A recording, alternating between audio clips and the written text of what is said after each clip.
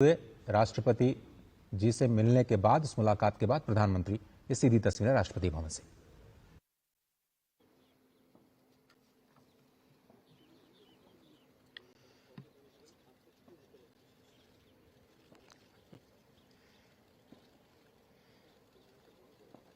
नमस्ते साथियों। चुनाव में जैसे हम लोगों को भी दौड़ धूप रहती है, मीडिया के साथियों को भी बहुत परिश्रम करना पड़ता है, रात दिन दौड़ना पड़ता है, अलग अलग लोकेशन को कवर करना पड़ता है। तो आप लोगों ने भी बहुत कष्ट उठाया है। मैं आशा करता हूं कि मीडिया जगत के सभी साथियों का स्वास्थ्य अच्छा रहा होगा और पिछले एक आध सप्ताह का जो विराम मिला है उसके कारण भी अब आप फ्रेश होकर के फिर से मैदान में आए होंगे। तो 18वीं लोकसभा, और वैसे भी हमारे यहाँ व्यक्ति के जीवन में 18वीं इसका बड़ा महत्व होता है। एक नए कालखंड में प्रवेश करता है, टीनेज समाप्त करके।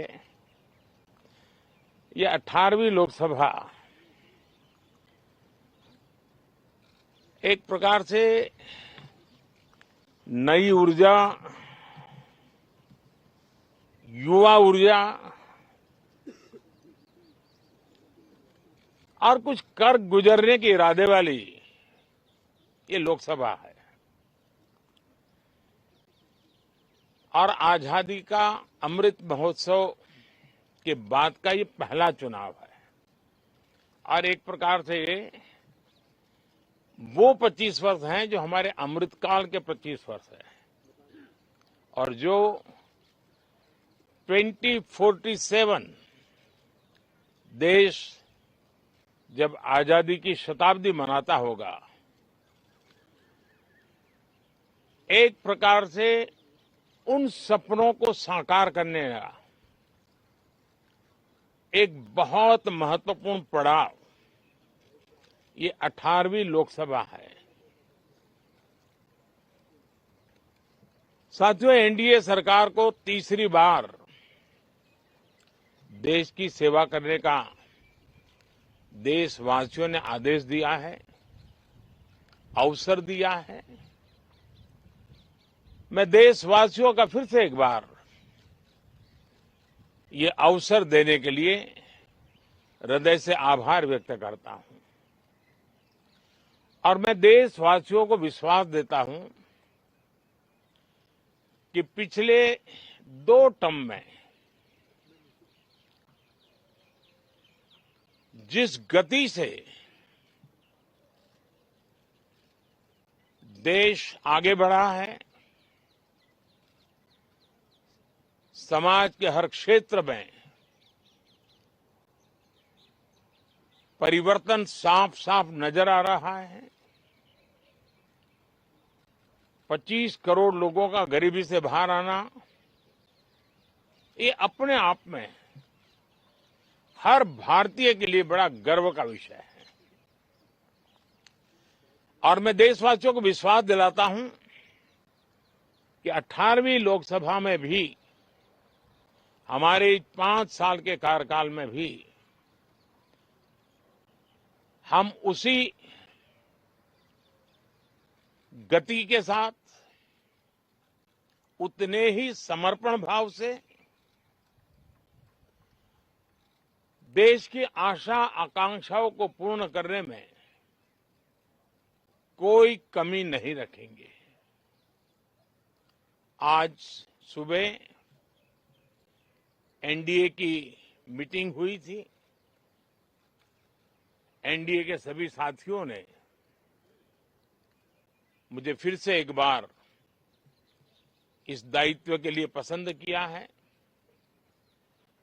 और सभी एनडीए के साथियों ने राष्ट्रपति जी को इसकी जानकारी दी। और राष्ट्रपति जी ने मुझे अभी बुलाया था और मुझे प्रधानमंत्री डेजिग्नेटेड के रूप में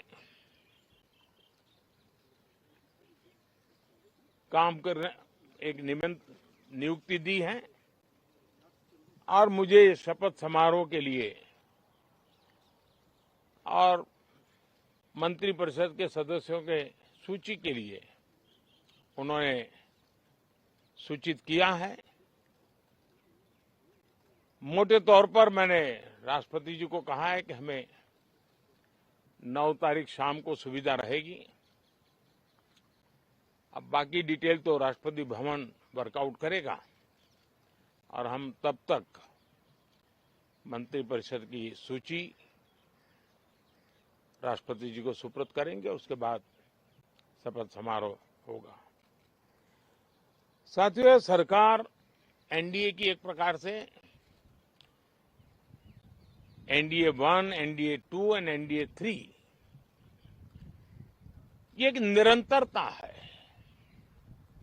और हमारे संकल्पों को लेकर के, सुशासन के प्रति हमारी प्रतिबद्धता को लेकर के और देश के सामान्य जन के सपनों को पूरा करने के प्रयास के रूप में इस निरंतरता को हम और अधिक ऊर्जा के साथ और अधिक व्यापक विजन के साथ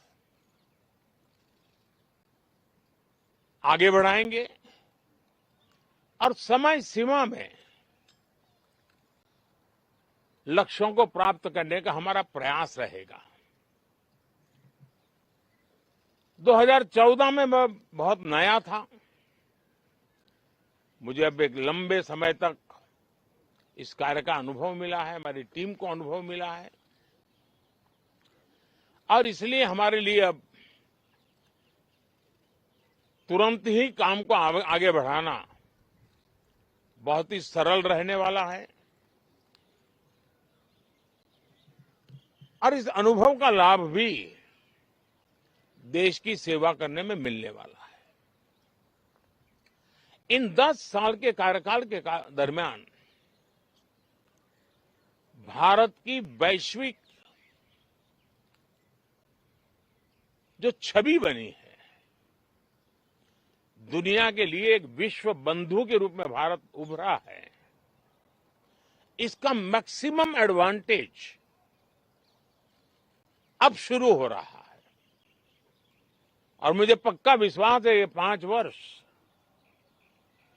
वैश्विक परिवेश में भी भारत के लिए बहुत उपयोगी होने वाले हैं।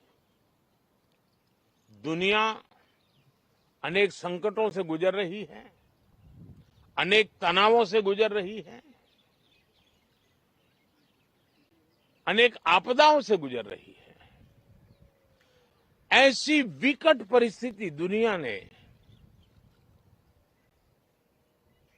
बहुत लंबे अरसे के बाद देखी है। हर देश इन सारी समस्याओं के बीच अपने आप को बचाए रखना, बढ़ाते रहना, चुनौतियों का डगर डगर पे सामना कर रहा है।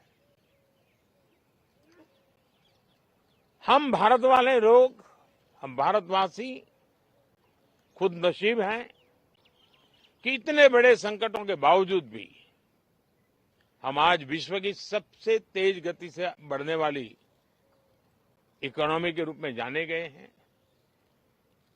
ग्रोथ के विषय में भी दुनिया में हमारी वाहवाही हो रही है। अब एक स्टेबल गवर्नमेंट मिलने के कारण और परिचित व्यवस्था और नेतृत्व मिलने के कारण दुनिया का भारत के प्रति रुझान, भारत के प्रति उनका आना बहुत तेज गति से होने वाला है और मुझे विश्वास है कि देश के सभी राज्यों को इसका लाभ मिलेगा। देश की युवा पीढ़ी को सबसे ज्यादा लाभ मिलेगा। विकास के नए ऊंचाइयों को छूने में एक वैश्विक भागीदारी का वातावरण आने वाले 5 साल में बनने वाला है। तो इसी संकल्पों और आदर्शों के साथ हम आगे बढ़ेंगे। मैं राष्ट्रपति जी का हृदय से आभार व्यक्त करता हूं कि एक बहुत बड़े महत्वपूर्ण दायित्व के लिए उन्होंने मुझे निमंत्रित किया है। आप सबका भी दोस्तों बहुत बहुत धन्यवाद। Thank you.